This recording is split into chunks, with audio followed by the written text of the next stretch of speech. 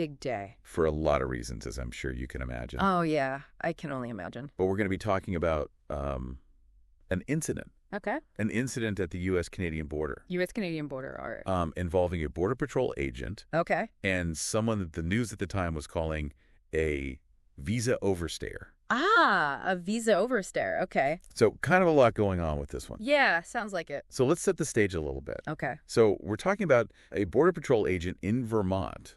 Vermont. Was fatally shot during a traffic stop. Okay, yeah.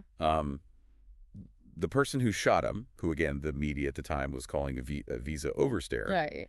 was also killed in the incident. So first of all, when we hear that phrase visa overstayer, Right. what does that even mean? Well, a visa overstayer is essentially someone who enters the United States legally Okay. with a visa, Right. but then they stay past the permitted time. Right. Like they have a visa that's only good for 90 days. 90 days, 180 days, whatever it may be. Right. And then they just kind of, They stick around. they overstay. They overstay their welcome. It's a pretty simple concept, Right. but you'd be surprised Right. how common it actually is and how much of a role it actually plays Okay. in these discussions we have about immigration and border security. Right. And you know, It's not just some small thing. right. This is a pretty significant issue. Right. And like I said, Yeah. this happened on Okay.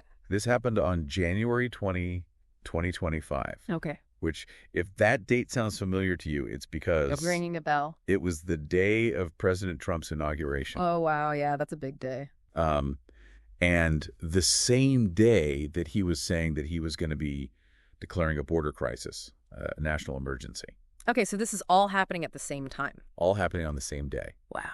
So the timing of that has got to make you wonder, right? Yeah, I mean, it definitely raises some questions, right? Like you can't not think that those things are somehow intertwined. Absolutely. So like how much did this event, which happened on this very politically charged day, how much did it feed into the narrative, the narrative surrounding border security? Right. Did it lend credence to this idea of a border crisis? Yeah, exactly. Or did it maybe even complicate things a bit, by showing the kind of human consequences? The human cost. The human cost that's involved in all of this. Right. I mean, it's hard to say for sure. Yeah. But you can't deny that the timing of it all is pretty significant. And like one other thing that kind of stands out to me. Yeah.